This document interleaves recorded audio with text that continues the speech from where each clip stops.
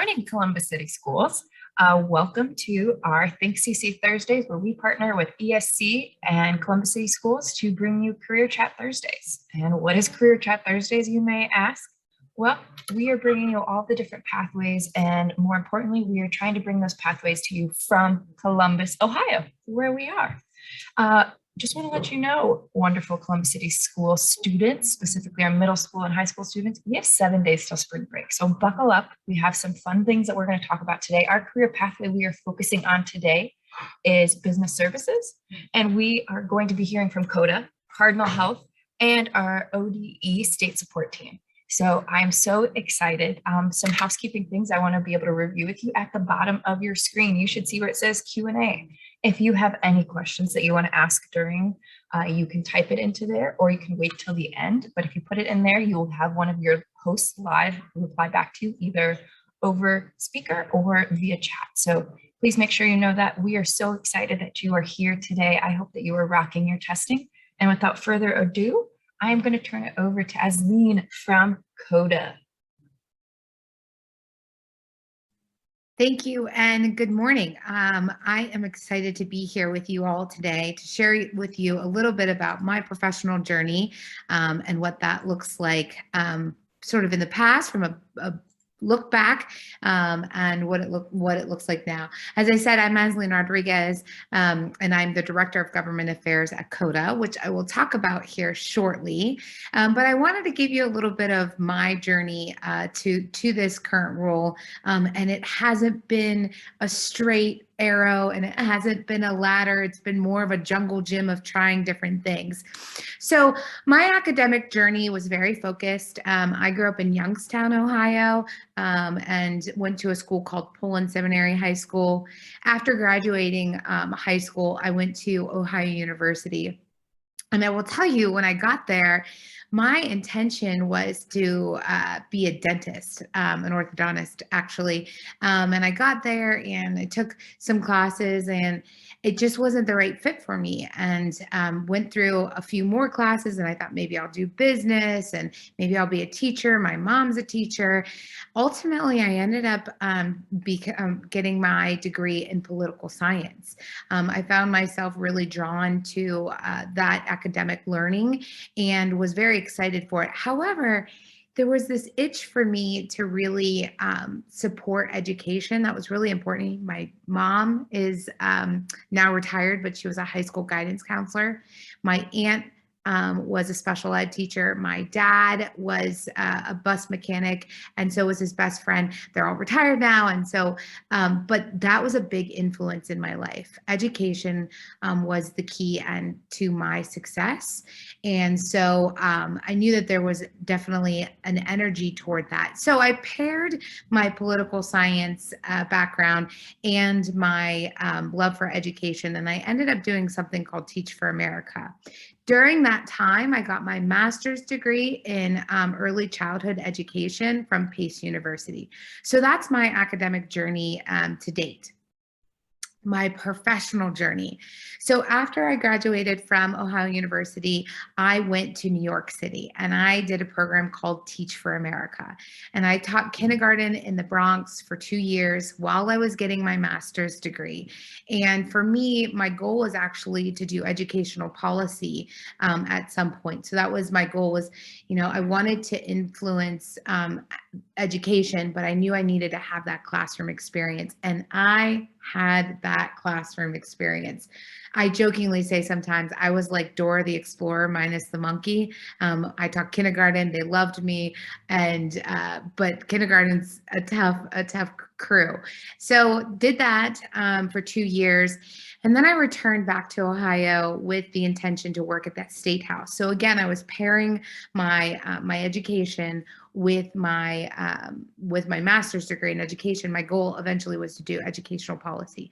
So I worked at the state house for a senator who was the minority leader in education. And I did that for about a year, and I missed the classroom. So I went back to the classroom for a year. I taught middle school in Columbus, Ohio, and that was a really it was a really good experience for me because I went from kindergartners in the Bronx to youth in Columbus. And I really found that there was a need to continue that work, but in a different space. So I actually ended up working for an after school program called After School All Stars.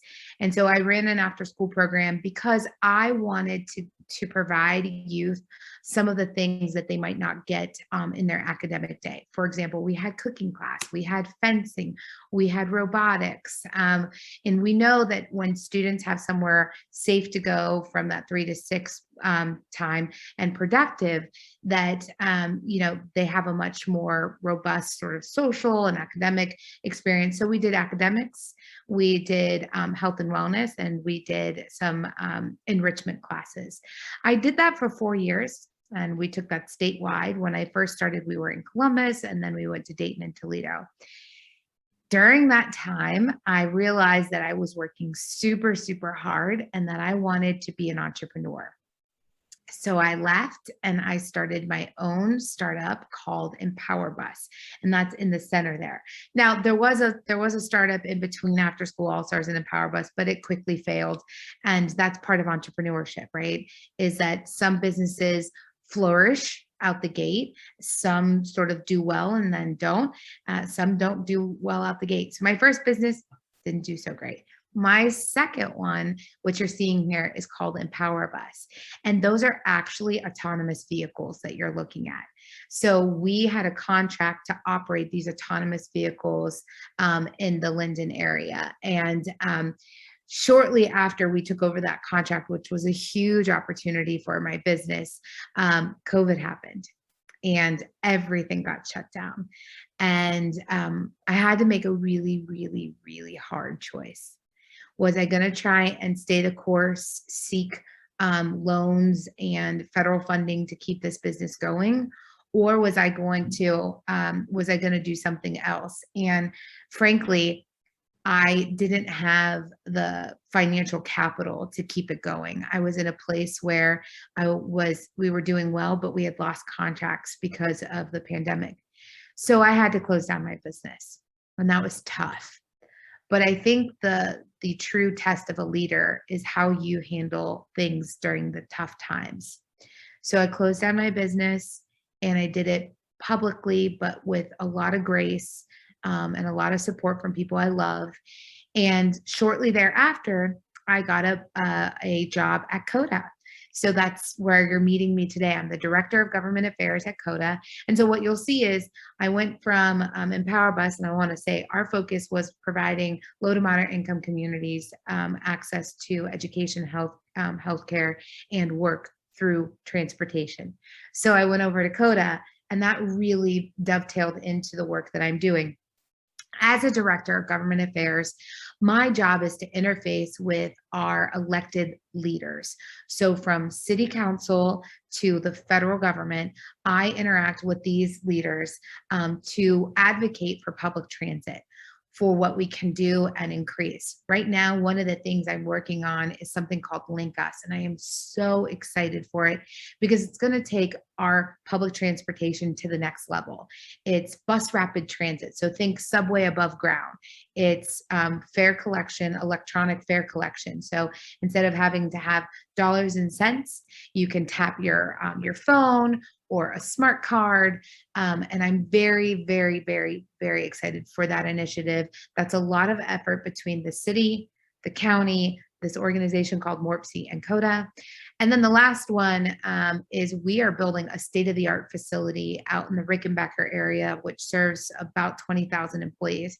And this center is going to be inclusive of healthcare, food access, workforce development, potentially banking and childcare. And the reason I'm excited about that is that transit has never done that before, especially in our area. We haven't thought about what it means to be fully collaborative in that space with other agencies. And so that's going to be a really awesome project. And I got to advocate for that project, and I was able to receive $1 million from the state capital budget to support that project. Now that project costs more than $1 million, but my job is to go and seek those local state and federal dollars to support advancing public transit so that our folks in our community have a dignified, reliable, and on-time way to get to work, to get to education, healthcare, things that matter to them. We say live, work, play. So our job is to move every life forward. And that being said, I have a very important job, but I also get to do some fun things. So I host a segment called On the Line, and it talks about how to access different places on the transportation line. So I'm going to show you a very quick video of what On the Line is. Welcome back. 1 second.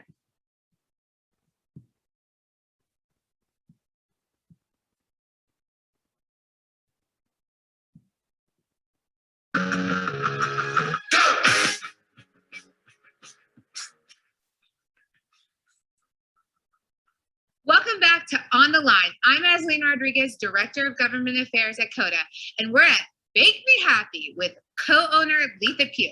Let's go. Thank you, Asleen, and welcome to Bake Me Happy. We're a wholesale and retail gluten-free bakery located on the south side of Columbus in Marion Village with a second location in Dublin. We're a niche bakery, so we only do gluten-free here. What you see behind me is where the magic happens. We're making cookies, cupcakes, and oatmeal cream clouds, one of our biggest sellers. So come see us soon or check us out at www.bakemehappygf.com. Thanks, Letha. What a delicious episode. You have to get down here, and you can by taking Line 8. Download our transit app and plan your trip today. On our next episode, we're off to the Buckeye Ranch. So I get to do some fun things too, like On the Line. That's a little bit about me and my career journey to being the Director of Government Affairs at CODA, a job I absolutely adore. And I'm going to turn it back to Brianna. Awesome. Thank you. Thank you. Thank you so much, Asleen. Remember, everyone, if you have any questions or anything that you would like to ask her, down at the bottom where is the Q&A is where you can do so. So now we're going to shift gears and we are going to hear a little bit about Cardinal Health from the wonderful Miss Shannon. So without further ado, Shannon, take on over. Good morning, everyone. I'm going to share my screen here quickly. All right. Good morning. As Bree mentioned, my name is Shannon Sproul, and I am the Director of Global Security Programs for Cardinal Health. We'll get to exactly what that is here in just a minute. But the first thing I wanted to do was take an opportunity to, forgive me, my slides are not advancing, to let you know, what is Cardinal Health? I believe in this series, you guys have actually heard from some of my colleagues in the IT and innovation space. But in case you were not able to join that presentation, let me share with you, and forgive me here, I'm going to switch over to the video itself. A little bit about what Cardinal Health is and what we do.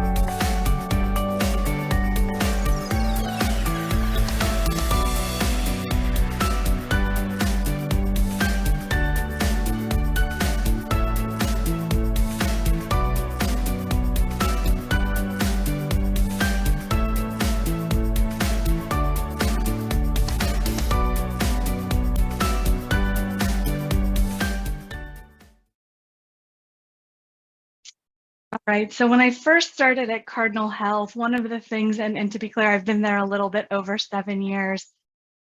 One of the things that I was asked to, I feel like I've hold done on it. one second. I don't know if you all can hear me, but there we go. Apologies for all the technology issues. We really did practice beforehand.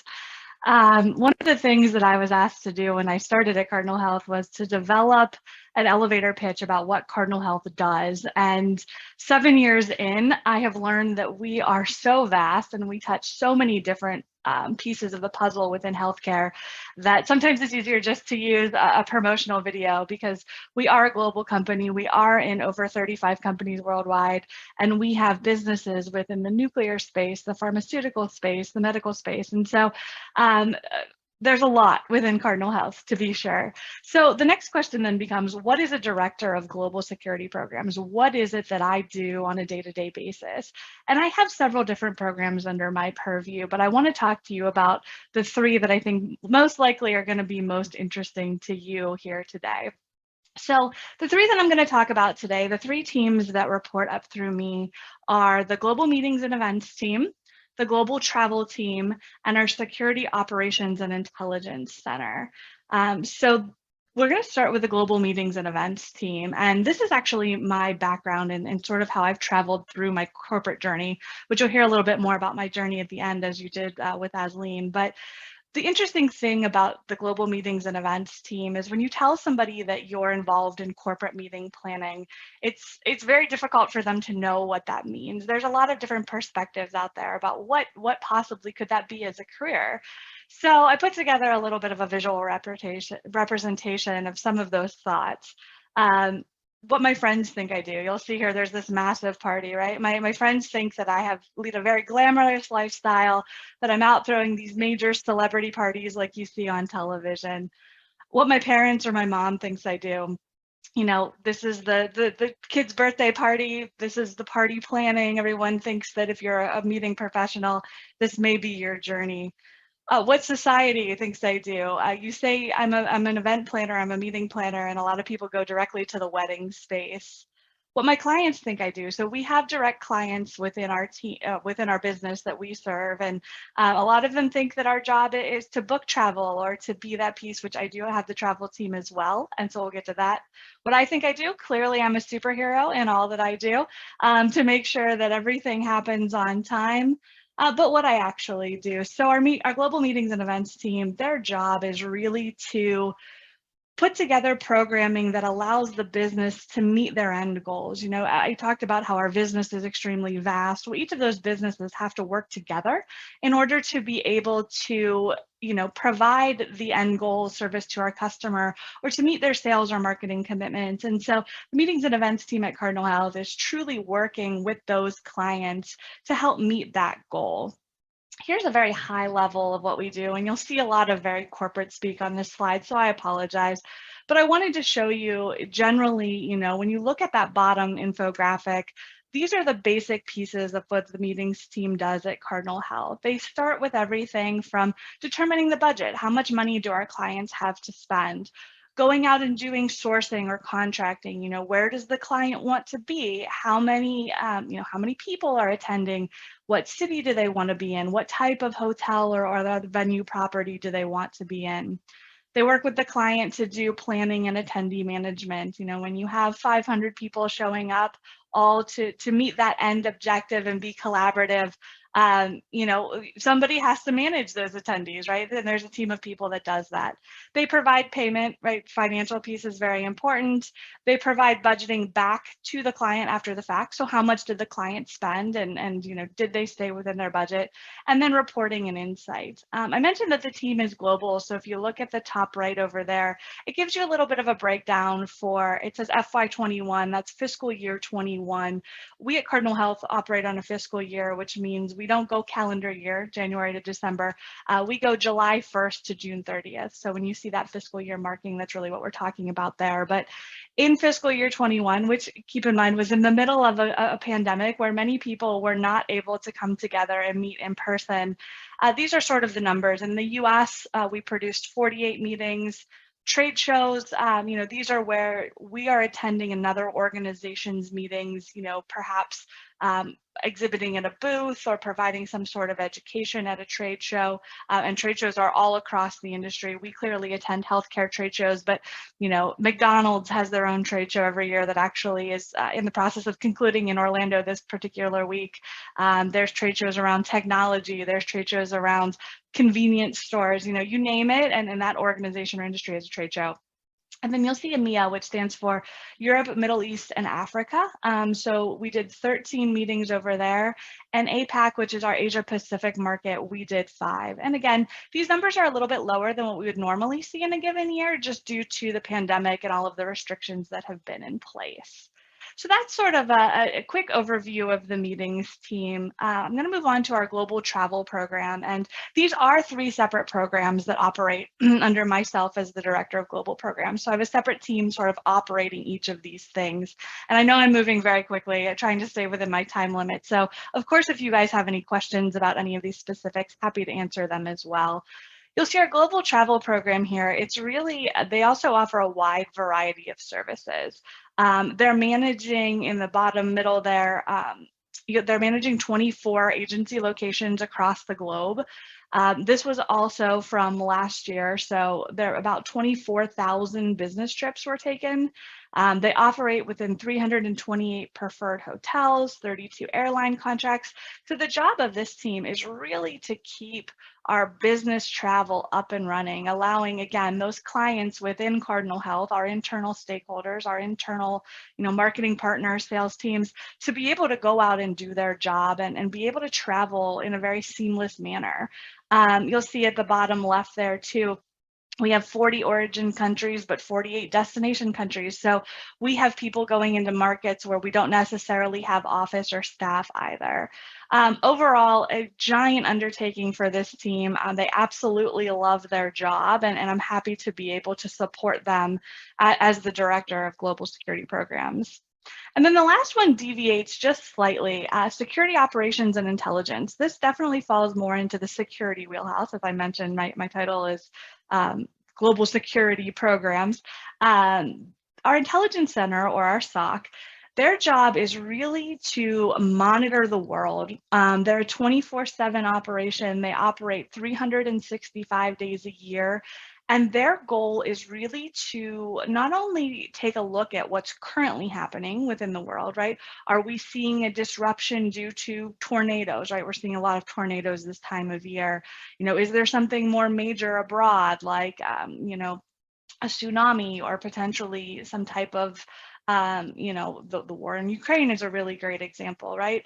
Their job is to really take a look at what's actively going on and making sure that we can report out how it's going to potentially affect the business, but then also to be proactive, right? To kind of take a look at the landscape of the globe, which is quite the undertaking, and be able to say, here is something that we see some disruption here, and we think that we should keep an eye on this, and we should maybe put some plans in place in case something does happen.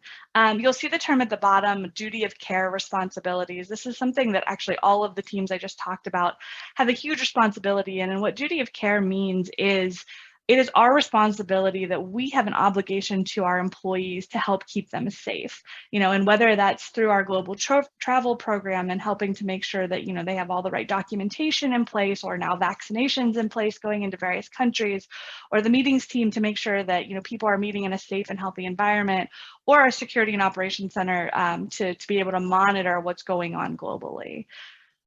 So why is all of this important, right? And I touched on this a little bit, but I think the number one key here is situational awareness. In order to be successful as any business, not just Cardinal Health, but any business that you'll hear from in any of these series or out there in the world, you need to be aware of what's going on, because bad things do happen. And while of course that something like what you're seeing here, which was a bombing, there is a lot of personal effectiveness there. A lot of people were personally affected by this. Potentially we had employees impacted by this, but at the end of the day too, there's also business impact, right? And what it means for things like transportation routes, very basically like how we get our product from A to Z. If they can't pass by an area that has experienced a traumatic event, how do we reroute our trucking in order to get our products, which are very life-saving in some instances, to the right place? So situation is really important. And then this last one is kind of a funny take on it.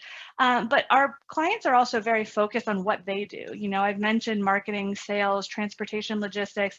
You know, they're very much looking ahead, and they're very much saying, you know, here are the goals that I need to get in order to be successful. But sometimes they're not looking behind them or seeing what's coming. And so in this picture, you know, you see the shark there.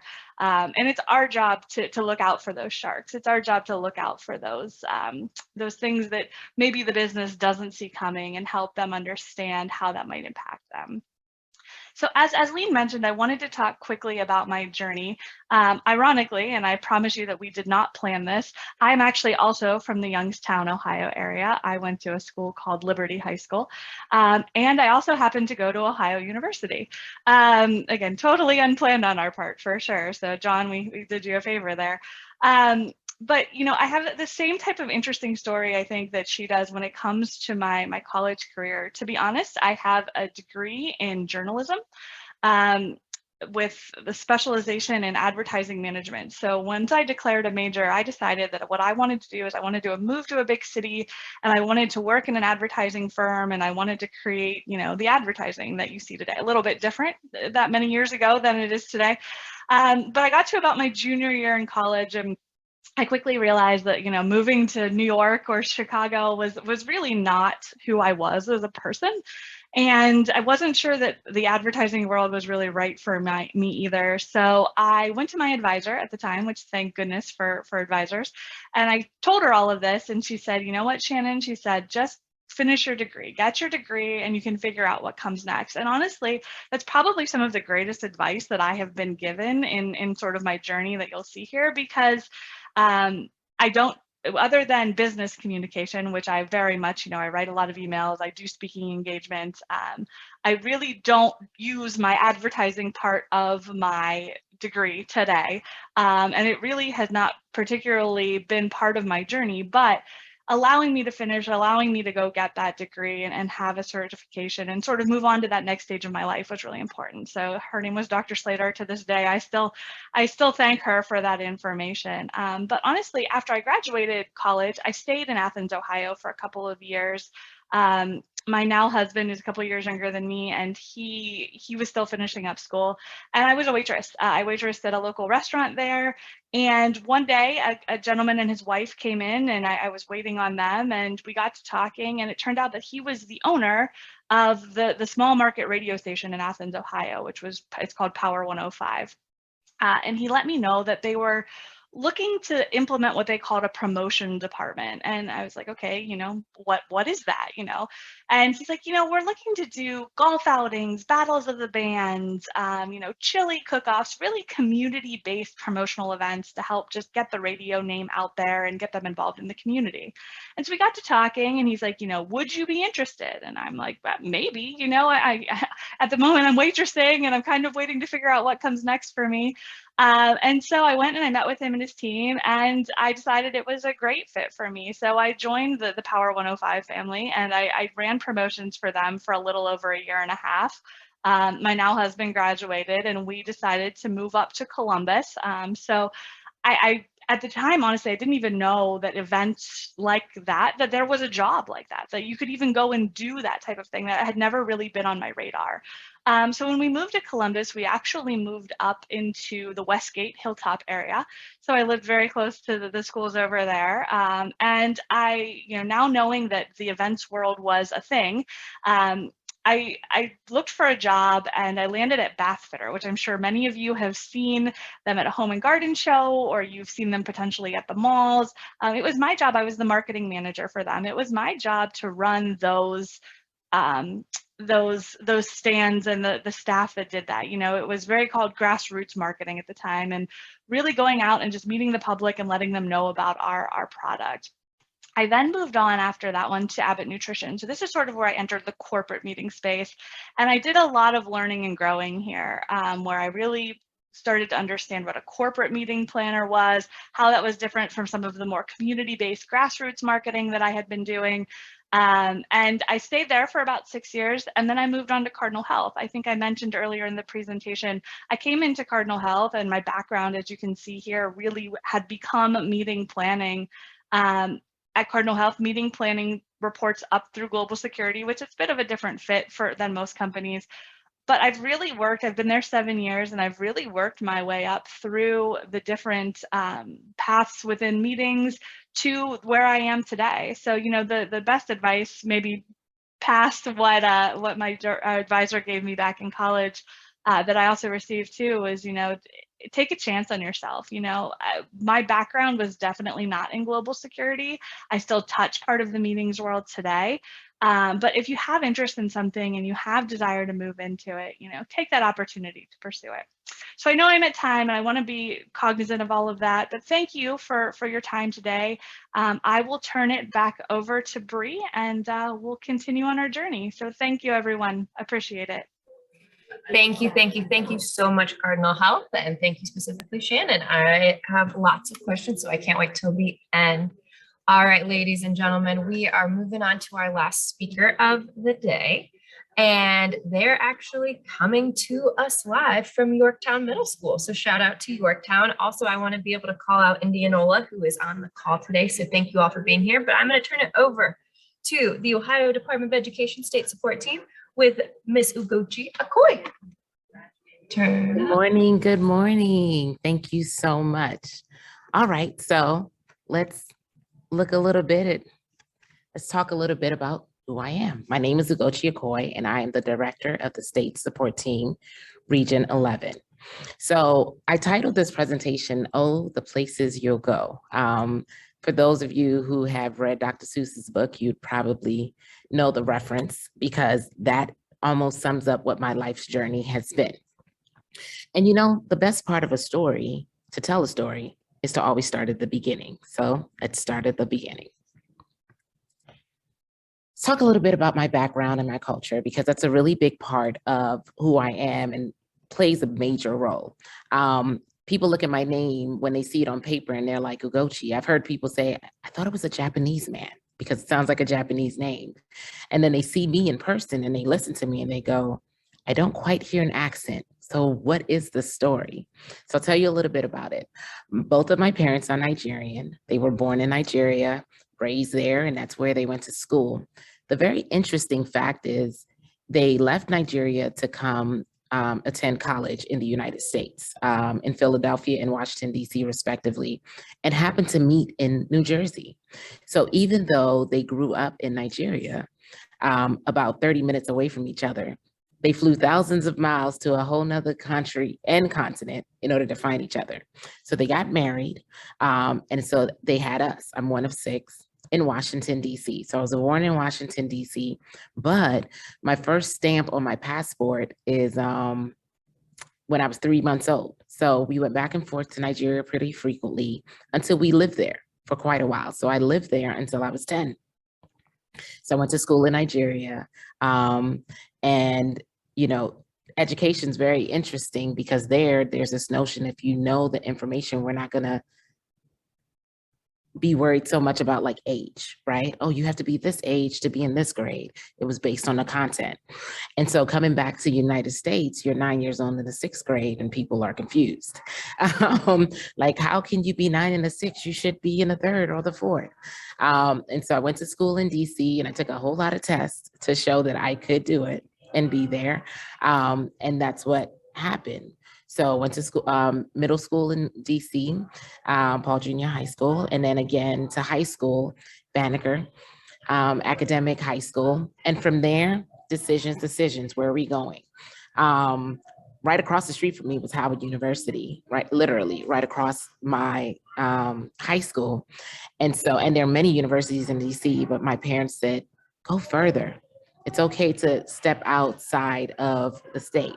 Sorry if you hear a lot of background, I'm in school. So I said, decisions, where am I going to go? And so that led to this wonderful place. Anyone knows this picture? This is Cornell University up in Ithaca, New York. And I love this quote that I put here again from Oh, the Places You'll Go. It says, you have brains in your head, you have feet in your shoes, You can steer yourself any direction you choose. You're on your own and you know what to do. And you are the one who will decide where you go. And you know what you know, and you are the one who will decide where to go. So I'm here at Cornell University, and there's this joke as Nigerians that we make as it relates to what you will be as a professional. They say you have 4 options: doctor, lawyer, engineer, or disappointment. So usually I know that caught people off guard or disappointed. So it's very interesting. And so I said, well, I want to be part of the top 3. So I said, I'm going to be pre-med. I'm going to school to be a doctor. And so you get into one of your first classes. And I titled this portion of my life, shaping my future. I'm sitting there and the professor, I believe it was in our organic chemistry class or something, he says, look to your right and look to your left. 2 of you will be gone and 1 will remain. And so they were like, it's a very selective process, selective classes and so on. And I said, oh my, okay, I'm gonna be one of those 3. So I'm looking to my right and left like, you're out of here because I'm staying. And so what does this look like for me? Stay here really quickly. I'm gonna close the door so we can reduce some of the noise in my background.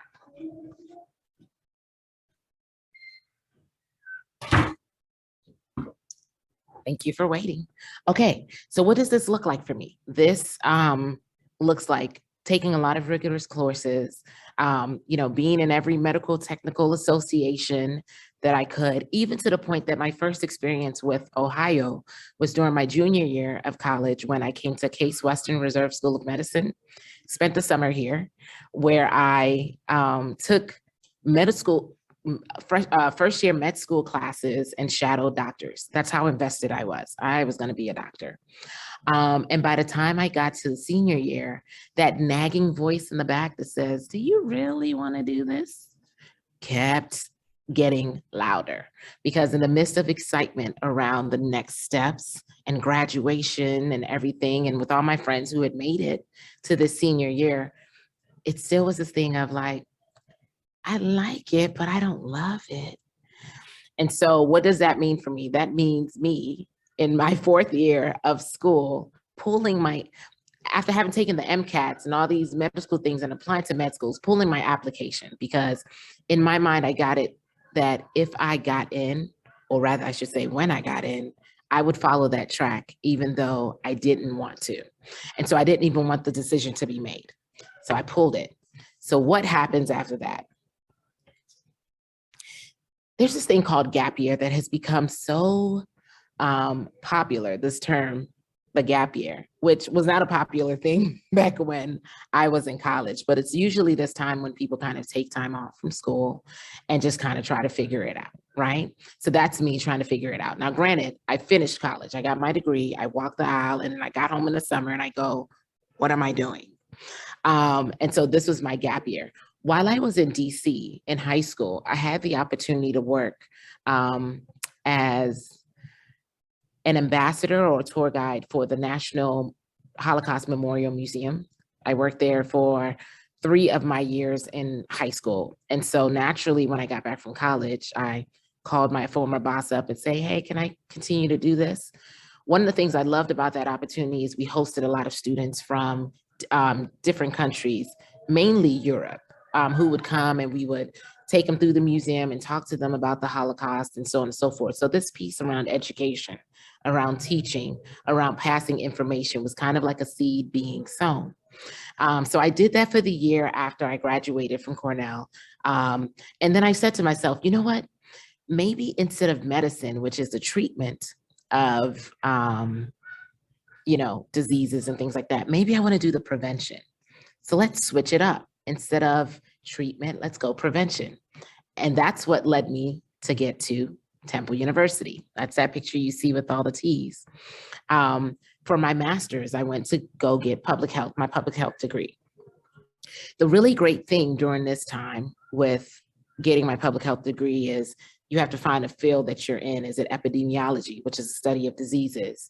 Is it maternal and child health? There's so many different areas you could go to. And I was drawn to maternal and child health, which afforded me the opportunity to be in schools. because at that time in Philadelphia, in a lot of the high schools, specifically North Philadelphia, there were a high incidence of teenage pregnancy. And so they wanted to make sure that students had the opportunity to still complete school and courses, even if they had had a child at a young age. And so I had the chance to go into schools and talk to them about crib safety and things of that nature. And then it was like this growing again, like, oh, I love being in schools. I love education and so on and so forth. And so after I finished my master's degree, I had a chance to either work in a public health field or work with public health, but within schools, and I chose the latter.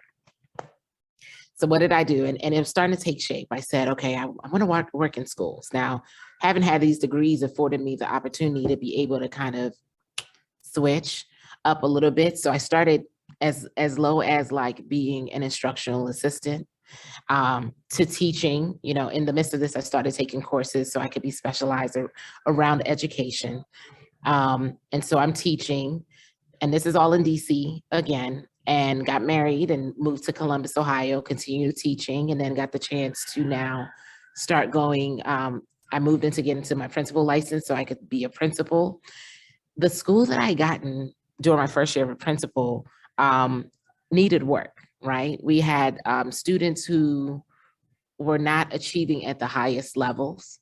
And for me, my thing is, there was no reason for that. So we worked really hard to prepare adults and teachers to ensure that they had the capacity to deal with all the areas of needs that students would have. And in that first year, you know, I remember my third grade scores. My third grade students, there were about 30% of them that were proficient or higher, and it moved to 90% of them. Fourth grade did just as well. Fifth grade, I had, my experience is in elementary and in middle school. Right? So I had my K-5, I had my 6-8, and they've grown and I loved it. That also had a chance where, you know, I had met people from the Department of Education because they were keeping an eye on us, right?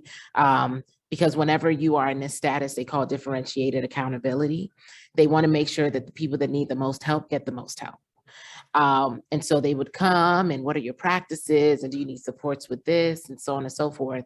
And so when someone from the department was leaving her position, she said, I think you would be really dynamic to work in this capacity. I said, you do? She said, yeah, because I've watched you. So I applied for that and I got into the Ohio Department of Education and worked there and then got into the state support team, which is where I currently am. So what is the state support team? Basically, out of the Ohio Department of Education, they have these connected set of tools is the way I'll call them. There are 16 state support teams in the state. We are Region 11, and Region 11 includes families that are in Delaware County, Fairfield County, Franklin County, Licking County, Madison, Pickaway, Union. We have Chillicothe City, even though it's not in our county, and that's located in Ross County. So we support every school district, charter school, community school that are in this region, in the Central Ohio region. And what we do, our main goal, if I had to break it down to people and say, what exactly do you do? Our main goal is to ensure that student performance, academic performance is improved, right? And so what do I do as a director? I have consultants who are under me, and they all have various levels of expertise, whether it's in special education, where they support the work and the growth of students that are differently abled, whether it's in early childhood, and that's the preschool phase, whether it's in post-transition or post-secondary transition, which is after students leave, 12th grade, how is their life continue to excel outside of, the traditional K-12 schooling, whether it's, let's see, PBIS, the social emotional piece, trauma, all those different things. How do those take place? So I have these consultants who we go out and we support schools and districts with the various things that they need, whether it's instructional strategies, whether they need training on things to become better and so on. So I titled this journey, Oh, the Places You'll Go, because I want to leave you with one last thought, since I have some students on here. And kind of going from this book, you're off to great places. Today is your day. Your mountain is waiting, so get on your way. You'll get mixed up, like I did, of course, as you already know. You'll get mixed up with many strange birds as you go. So be sure when you step with care and great tact. And remember that life's a great balancing act. Just never forget to be dexterous and deft, and never mix up your right foot with your left. And will you succeed? You will indeed. Well, 98 and 3/4% guaranteed. Kid, you'll move mountains. It's not always a straight journey or a straight path to wherever you go, but just continue to keep an eye on the things that give you passion, the things that make you feel alive, the things that make you feel like you're making a difference. And that would be a great indication into where you want to go. And you know what? Sometimes you got to switch it up. So switch it up when you must. Thank you all for your time. Thank you, thank you, thank you so much, Ms. Sequoia. I wish I could have you read Dr. Seuss books to me all day. That was quite wonderful. And I too can sit in the seat of, I was supposed to be sitting like in a hospital right now working, but here I am sitting in Columbus City Schools. So I appreciate that the journey is not always what we set it out to be. So ladies and gentlemen, we have been able to hear from CODA, Cardinal Health, and we have been able to hear from the Ohio Department of Education State Support Team. So now it's time to get to hear from you. So I have a few questions that some teachers have emailed previously, and there's just some that I may throw in there myself. So I will ask the questions out loud, and then to our wonderful presenters, you can feel free to either put it in the chat or you can unmute yourself. And so the first question's kind of very broad, but I think it applies to everyone's journey. And it says, just because you major in one thing in college, can you explore other pathways? And I think a lot of you are able to speak to this. And I think what this person was asking is, if I have a degree in teaching, do I have to only be in teaching? So I will turn that over to you all. I'll go. The answer is no. My journey has been from nonprofit to education to nonprofit to entrepreneurship back to government relations. So for me, as I said at the beginning, this has not been a straight journey. Some people talk about it being a ladder, and I really think it's a jungle gym, right? You're just sort of like seeing what side of it you want to like hang on. And I don't think, frankly, my journey stops at government affairs. Like, I have entrepreneurial desires again, but I needed to take a little bit of a rest from that, because being an entrepreneur is very tough, right? You are doing everything. So at a job, you're responsible for probably one specific, like in my case, government affairs. But in entrepreneurship, I drove the vehicles if my operators weren't there. I cleaned the vehicles. I gassed them up. I helped find the contracts. I wrote the contracts. There wasn't anything I didn't do. So simply, you do not have to stick with the major that you have. I think these ladies have really been a testament to that. But I think ultimately, what I've also heard from these women is that you have to go with what your soul, like what your heart tells you is a good fit for you. At 18 years old, you might not know what you're going to do at 38 or 50 and so the goal is for you to find a job where you can really be productive and happy and leave it better than you found it. That's how I feel. Even if I landed in a job that wasn't a good fit for me, I always had the mantra of, I'm going to leave this place better than I found it. And it might just be one little thing at that company that might be different, but it was different for the better. And so that's my take on that. If it's okay, I'd like to add to that too, because I think one of the things that my career journey has taught me is what I like to do. I'm at a point now in my career where I know I like the people lead, and so wherever I go from now on, I will probably lead people because it's a passion of mine. I like to help programs evolve and, fix what's broken a little bit, and so looking at that, knowing that about myself, which as Lean mentioned, I definitely did not know about myself at the age of 18, probably not at 25 or either, but is I can then look at my next career opportunity based on what I like to do. And I do like the events world and I do like the security world, but it's entirely possible for me that my next move might be in something entirely different because it affords me the opportunity to do the specific parts of the job that I really love. And I think figuring that out, and that will absolutely take time. That is not something you're going to know from day one, but following your gut and your heart and your path, I think, is really important. And doing what you like. We all spend a lot of time at work. Like if you go to work every day and you hate every second of it, like that's not good. You know, find what you love and figure out how to do that. So very true. I concur with what they both said. Definitely you can move outside of, whatever box that you might be in. I always usually just say, like, the important part is getting your degree. And again, I know that people take different paths. There are career technical pieces, there are, job-based degrees or vocational degrees and so on. But, that is a start, right? To get something like that. And then as you get in, perhaps you'll have the different experiences that kind of shift you towards the places that you would like to do.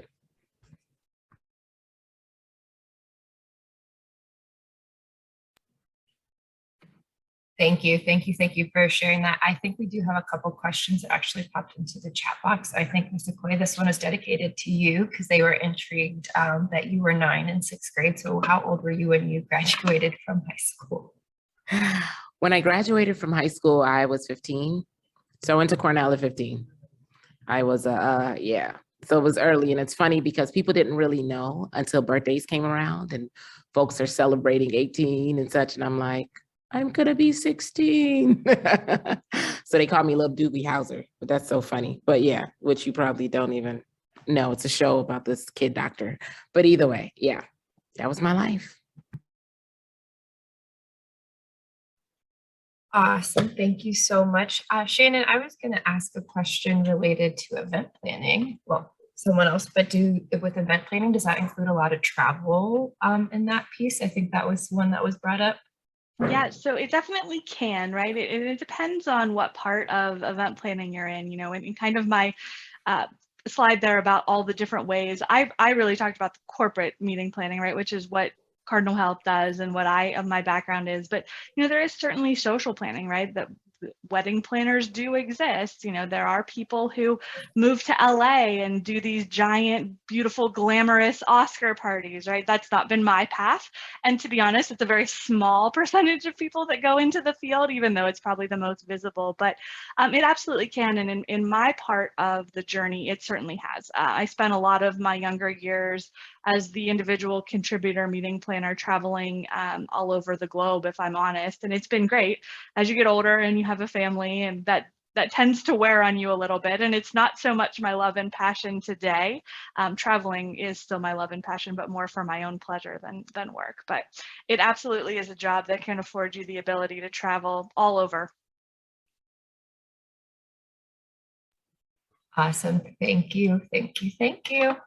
In my other life, I'll become an event planner, but we'll wait.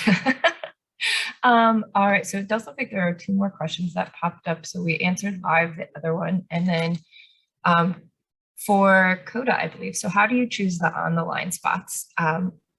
And can people offer suggestions where they say, can we help choose? Yes, you could help choose. We would love that.